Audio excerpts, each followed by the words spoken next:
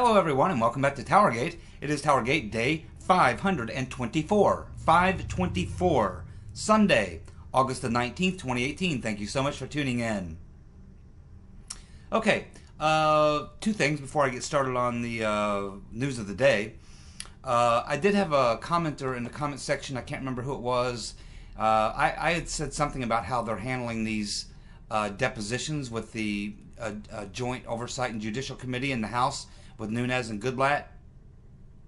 And I talked about how they're handling these, having Republicans and then Democrats separately interviewing the witnesses or handling the depositions. And of course, we know that this past week they had George Toscas in for a deposition. And so it must be something I've never talked about, but essentially what happened was back in the spring when they were bringing in various people to interview them in this joint committee, which is House Oversight and House Judicial, I think, committees, Goodlatte and Gowdy's committees put together. What they found was that when they were having these depositions and Q&As with all the people they were bringing in to question about the situation, what they were finding is that the Democrats were essentially acting up. Whenever a Republican would start to drill down on one of these witnesses, Democrats would jump in and start obstructing, actually acting almost like they were defense attorneys, saying, hey, you don't have to answer that, you know, and this type of thing. It started frustrating Gowdy and Goodlatte. So Goodlatte came up with a new rule. He said, okay, this isn't working, so what we're going to do from this point forward is that when we bring these people in to depose them or question them or whatever, we're going to have just the hand-selected Republicans and Democrats, which I'll select, and we're going to do it separately. We're going to let 4 or 5 Republicans ask questions for an hour. Then we'll take a break. Then the Democrats can come in and ask questions for an hour. Then we'll take a break. Then Republicans will come back in, ask questions for another hour. Then the Democrats will come back in. So Goodlatte and Gowdy have decided to separate the two, to have a questioning session, a Q&A with Republicans, then Democrats, and back and forth and back and forth. And of course, that's what they've been doing, and they're getting a lot more information with less obstruction from the Democrats. And it appears that what's happening now is that the Republicans will do their hour-long question Q&A, and then the Democrats will come in for an hour, sometimes, and only a couple of them sometimes will even show, of the ones who were invited to do so. But the Democrats are not coming back for session 2, 3, 4, and 5. They're coming in for one session and that's it. And they probably spend the whole time telling the person not to answer any questions and giving them tips on how to obstruct and everything else. Okay? So this is what's going on in these Q&As and these depositions that we're seeing right now. The reason why Gowdy says that they're doing closed sessions is because the open hearings become a 3-ring circus and everyone starts showing off for the media or whatever. So that's why they're back to these closed sessions, because they're trying to avoid the 3-ring circus. They are separating Republicans from Democrats in the Q&A so that they don't have the obstruction going on and they can actually get through the Q&A session without the Democrats obstructing. So that is the answer to your question, whoever asked me that in the comments section. And both Goodlatte and Jordan have been interviewed by Fox News and have explained that. That's why I know that, because they've explained it on Fox as far as how they're handling these Q&As and these depositions. Okay, so hopefully I answered that question. Next thing is of course, what's going on with the Manafort trial. Now we know that the jury did not reach a conclusion on Friday. They'll be back on Monday.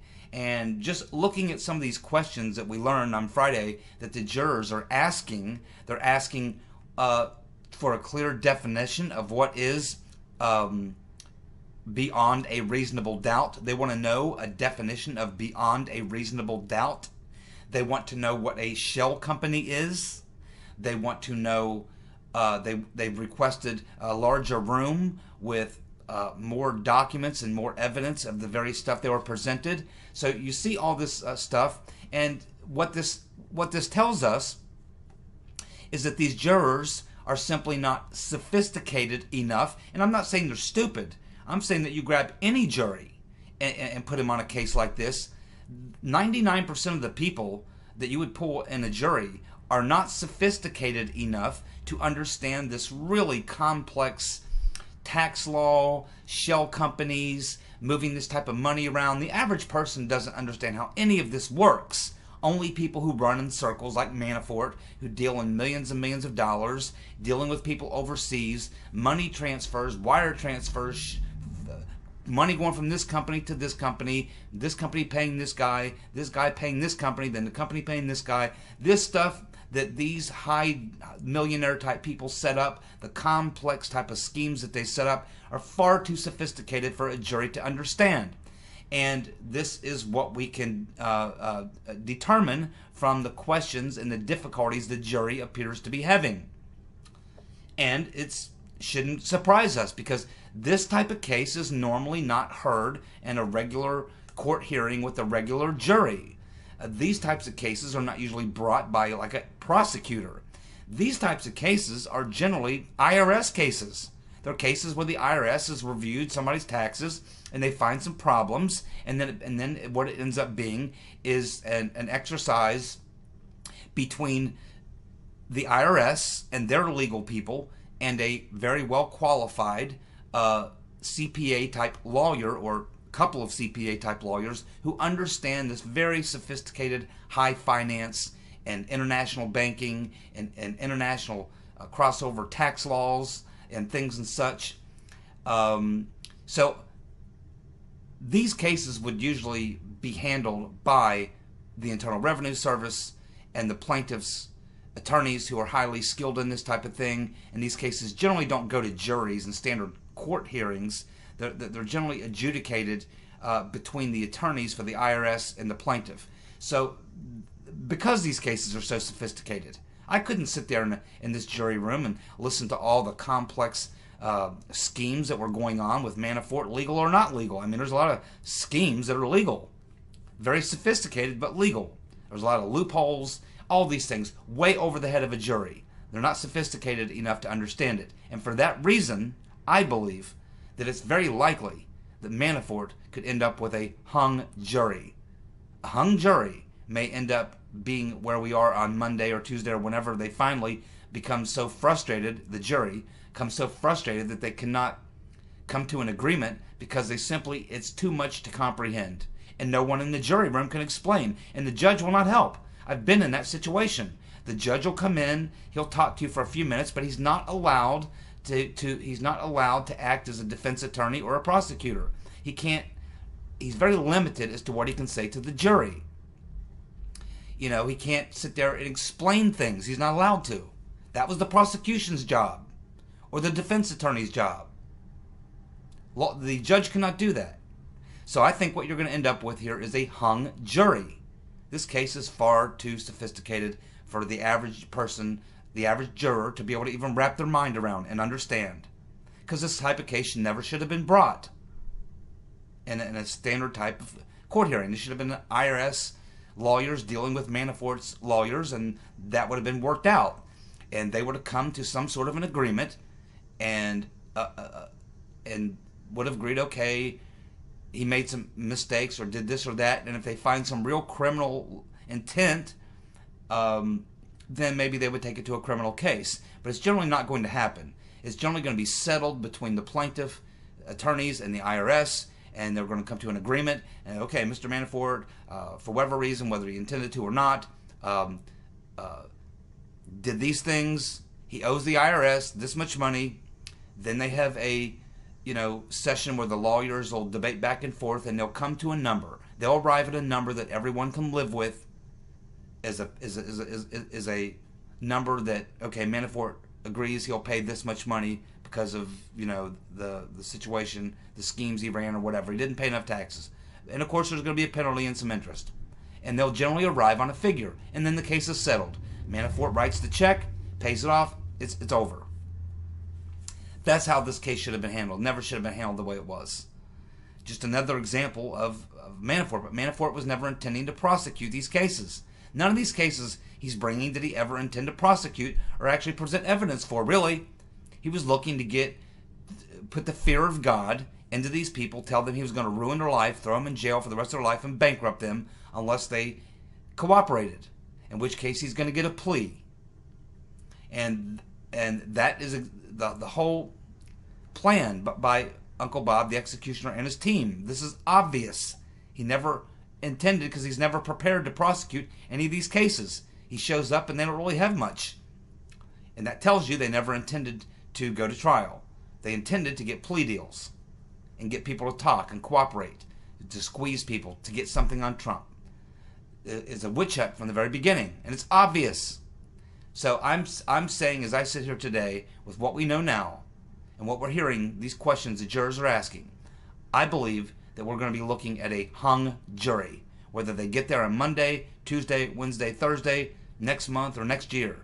They're never going to be able to come to a full agreement with the entire jury because they cannot understand the evidence. Can't understand it. I think that's where we're headed. We'll see if I'm right. Now, this past Friday, Uncle Bob the executioner presented a sentencing memo recommending 30 days in jail for Papadopoulos for lying about the timing and the substance of his meetings with Misfit. Uncle Bob wants 30 days from Papadopoulos, the same thing he got from that British lawyer, 30 days in jail. But we have just learned that Papadopoulos has now asked for discovery. His wife went on Fox News and said she's encouraging him to withdraw his plea. Very similar to the Flynn case. Now the FBI says it opened its investigation, Crossfire Hurricane, after Alexander Down the Hatch Downer tipped off the U.S. authorities. Devin Nunes refutes this, as does Kimberly Strassel and many others. Both Misfit and Down the Hatch Downer have made statements that are contrary to the FBI's claim. The FBI has still refused to give specific evidence to justify the Crossfire Hurricane counterintelligence operation that began on January the 31st of 2016. The Department of Justice's affidavit of July 28, 2017, and the October 5th, 2017 statement of the offense does not say a single word about the Papadopoulos and Down the Hatch Downer meeting that took place in London in early spring of 2016, which was set up by Down the Hatch Downer's assistant. The offense and the DOJ statement mentions Papadopoulos saying that Russia had thousands of Hillary Rodham Clinton emails. But Alexander Down the Hatch Downer says that Papadopoulos never said anything about emails. Only material that could be damaging to the rotten Reverend Clinton. The narrative of the April 26, 2016 meeting between Papadopoulos and Down the Hatch Downer is the result of a 302, which is interview notes that were taken from Peter's Been Stroking Us, who's already suspected of being involved in lying or misrepresenting information in 302s, falsifying 302s. We have Papadopoulos' wife, as I just said, now wants her husband to withdraw his guilty plea. He has requested discovery at this time. And we have Papadopoulos now saying that he was set up. Misfit has also told his friend and a French journalist that he believes he was used and set up as well. Devin Nunes says there was no Five Eyes intelligence product, as reported by the lying corporate media. They still have not produced a cause for the operations, of which we know now there were at least 4. We know 2 of them by name. John Solomon wrote that article and gave us that information. So, we have the sketchy Papadopoulos accepting a sketchy plea deal under the sketchy auspices of lying to the sketchy FBI during a series of sketchy interviews about the timing of his meeting with the sketchy Mr. Misfit. Do you see the problem? Do you see the problem? And if the issue is that they want to get to the bottom of Russia collusion, why would you be monkeying around with Papadopoulos? He's just the guy who says, yeah, Mr. Misfit told me that the Russians have some dirt on Hillary. Okay. Good. Mr. Misfit. That's the guy you go talk to. You go to Misfit. Who cares, Papadopoulos? He no longer matters. He's just the guy who was told this. You want to go to the guy who told him. Misfit. And you go to Misfit and you say, okay, Papadopoulos says you told him the Russians had dirt on Hillary. Where did you get the information? You drill down on Misfit. Misfit's your guy. And you would expect Misfit would say, well, I heard that from this guy, or this guy, or that guy. And then you go to that guy. And you say, yeah, Misfit told us that you told him that the Russians had dirt on Hillary. Who told you that? And you keep doing that till you get as far down the food chain as you can. And then you try to sort it out. But instead they go to Papadopoulos, who's just a guy who meets Mr. Misfit, purely by accident, of course, at the London International Center, where he was invited by a confidential informant working for the FBI and British intelligence. Mr. Halper lures Papadopoulos over. They get him involved in the London International Center of Law, where he meets Mr. Misfit, who also himself, at almost the same time as Papadopoulos, found himself joining this London International Law Center. They meet, and then all of a sudden, you've got Misfit telling Papadopoulos this stuff, and your interest is in Papadopoulos?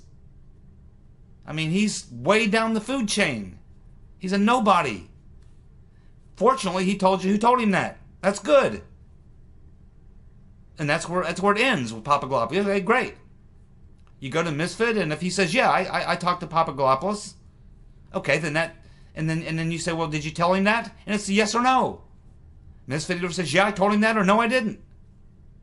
Misfit's now saying he didn't tell Papadopoulos, and then he thinks he was used or set up.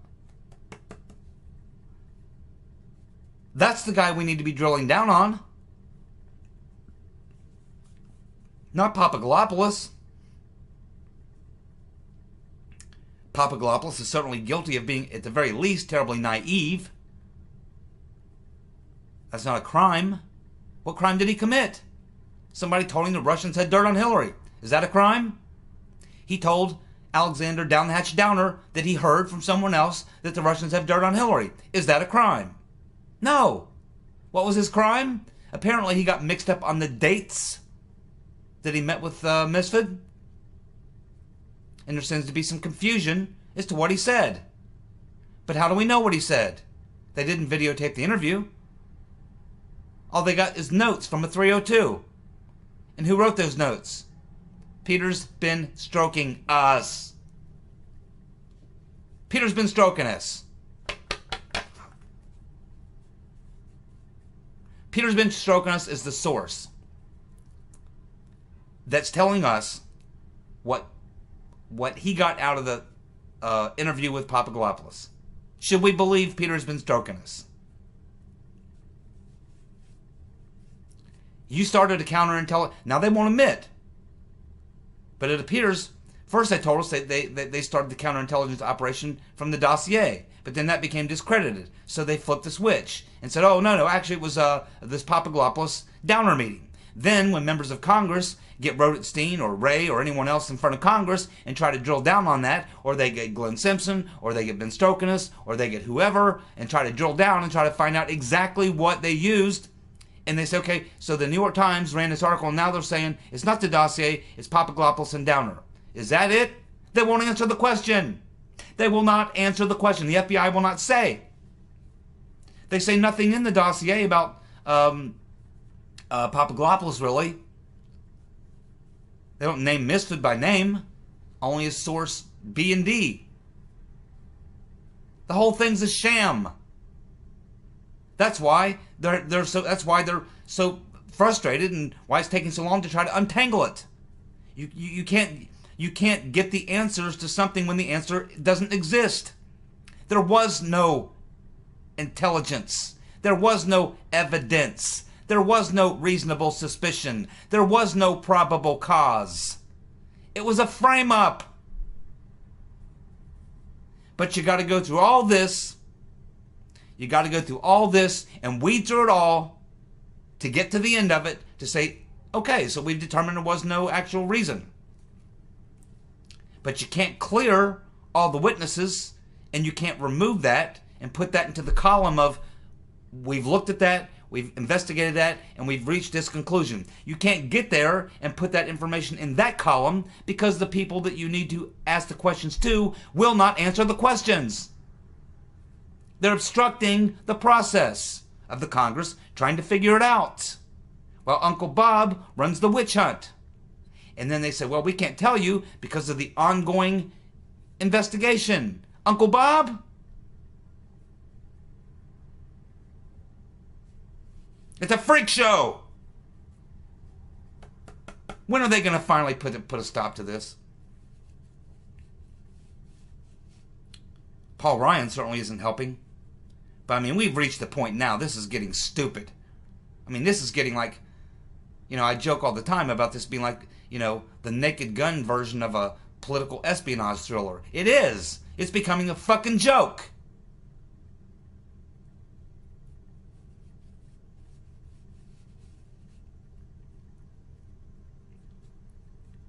So, I said yesterday, they need to get all these people. They need to bring them all into a big hearing room, turn on the cameras. They need to get Misfit, Papadopoulos, Carter Page. They need to get Stone and Caputo. All the people who were approached in these frame-ups or these attempted setups. They need to get every damn one of these people.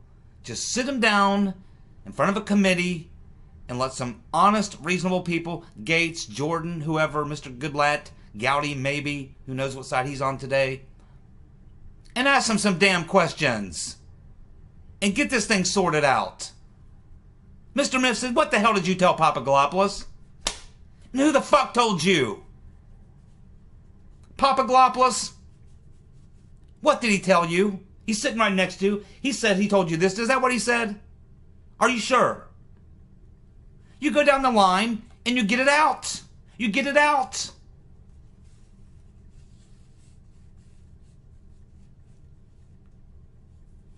This is why I say Trump needs a presidential commission. Sessions won't appoint a special counsel. You got to have somebody outside. You can't have the FBI and the DOJ and some hack like Mueller who's totally compromised and is part of the plot. What the fuck's Mr. Huber doing? What, him and Sessions are still working on it? It's been going on for 2 freaking years. It's August of 2018. What the hell are they waiting for? I'm not aware that any of these players have been called into a grand jury, and I'm pretty sure they haven't. Or they wouldn't be running their mouth. And they wouldn't be getting called in front of Congress. Because Congress is much lower on the totem pole than a federal grand jury. If all these guys had been called in front of a federal grand jury by Huber and Sessions and their secret plot to get to the bottom of it all, their secret plan we keep hearing about, their secret investigation, which is going to get to the bottom of it, make heroes out of them. Bullshit. It's hopium, dopium. That's what I'm saying, man. This whole thing is a charade. And something's got to give here. Now, I understand that the politics always come into play, and the political advice that these people get, and they're like walking on eggshells. They're terrified because they got an election. I get all that, but I'm losing my patience, man, at this point. Because this thing is just getting stupid. I mean, really stupid. It literally is a joke. But we're sitting to watch this all play out. And they just need to get to the damn bottom of it. Mr. Misfit's out there. He's not hiding. He was over in London at a function a couple of months ago, being photographed with his elite buddies. We don't know where he's at. We don't know what he thinks. No, I told you where the hell he is. If I can find it, anybody can find it. He's in Italy. He's been in Italy. He's traveling around. He's back to his old games. He's saying he didn't say what's being attributed to him. He's saying he's not a source for the dossier. Didn't say those things. Mueller says the same. They need to put all these guys out there in front of Congress in a big hearing and just go down the line and ask the damn questions. In a public hearing. Just tell us the damn truth. We're not looking to prosecute anybody. We're the Congress. We can't prosecute anybody. We're not even going to recommend referrals. We're not here to hang any of you guys. We're not here to hang you, Mr. Misfit. We don't care. We just want the damn truth. And bring Assange as well. Assange, Misfit, Mueller. And drag that son of a bitch Halper, the walrus. Drag his walrus ass in there. Let him answer some questions too. This is not about a real investigation in national security. You were involved in a frame-up, Mr. Halper.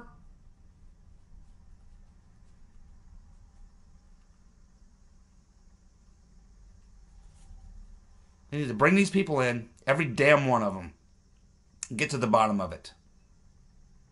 Get all the answers. Don't let them leave until you do. With the cameras rolling.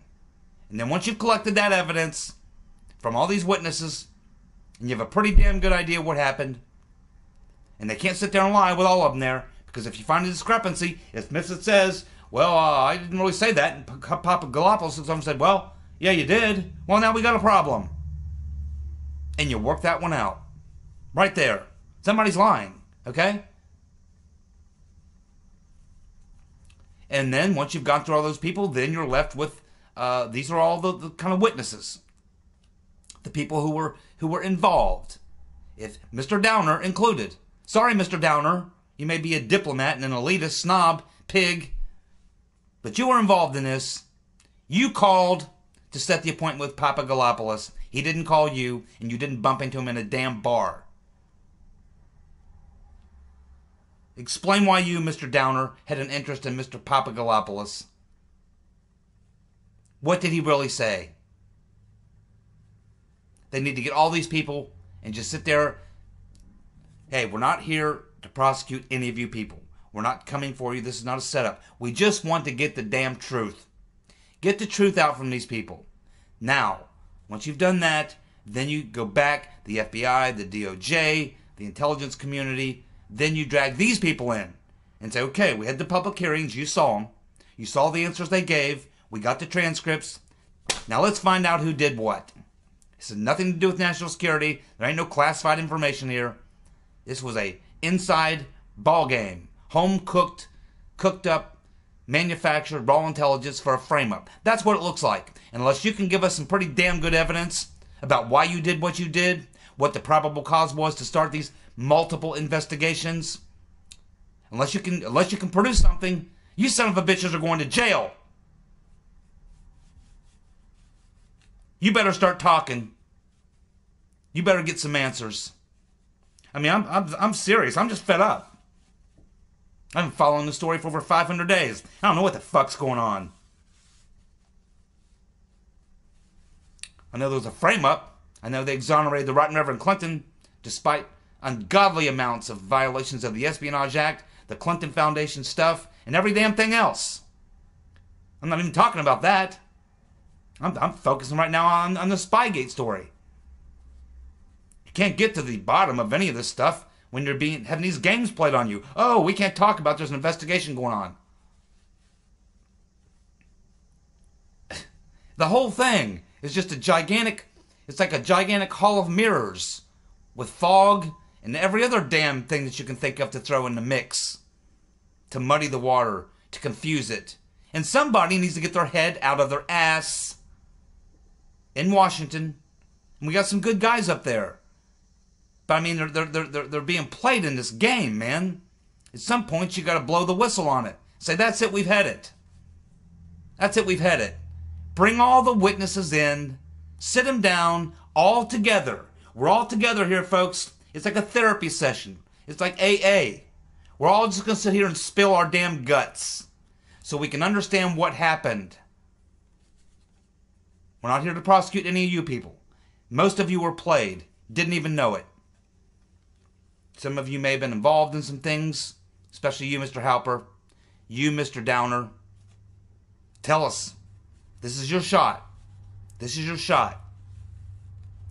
And once you got that, then you can go after the perps. And they'll be found at the FBI, the DOJ, especially the CIA and Mr. Potato Head, and the rotten Reverend Clinton, with Obama administration officials overseeing it all. Jarrett, Rice, Powers, the whole 9 yards. Ben Rhodes. They're letting themselves get played on this thing, and it's gone on too long, and it needs to end. They have a lot more patience than I do, but I'll tell you that. Because I'm done. I am done with the stupidity and the games.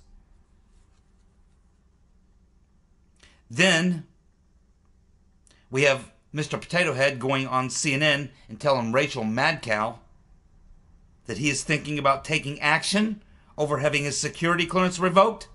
Are you kidding me? Article 2 gives the president the power to take away or to give or take any security clearance from anyone for any reason or no reason. He woke up and just felt like it. But maybe this would be a good thing. Yes, let's go ahead and take some legal action, Mr. Brennan. And then in the discovery process and in front of the jury or whoever the hell it is, we'll explain to them exactly why you got your security clearance pulled and why you never should have had it in the first place. This guy, of all the people in this entire damn plot, including Obama, including the rotten Reverend Clinton, of all these people, the guy that absolutely must be hung by his nuts is Mr. Potato Head. This guy. I hate this guy. I really do. What an asshole.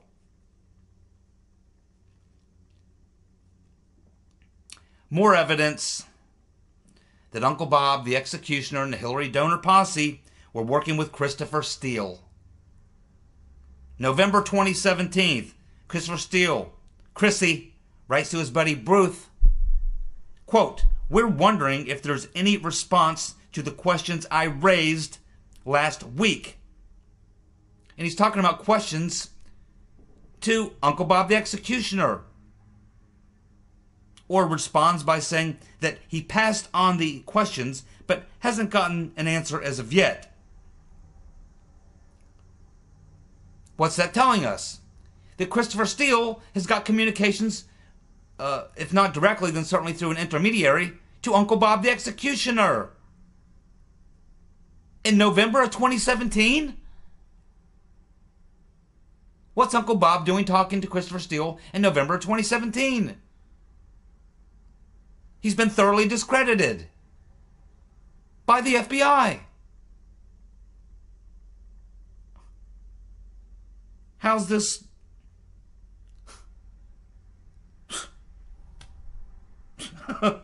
I mean, who's the Attorney General? Do we have an Attorney General? Oh, that's right, Rodenstein.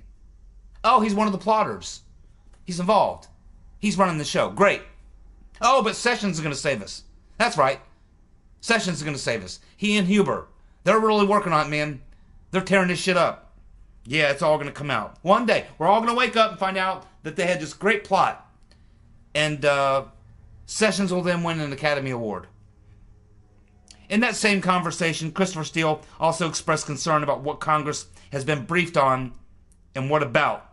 As far as Christopher Steele wanted to know what Congress has been told about them, their assets, and their previous work. Who is them? Who is there? Who the hell's he talking about? I think we have a pretty good idea. Thank you so much for tuning in. I'll be back tomorrow with more TowerGate. Bye.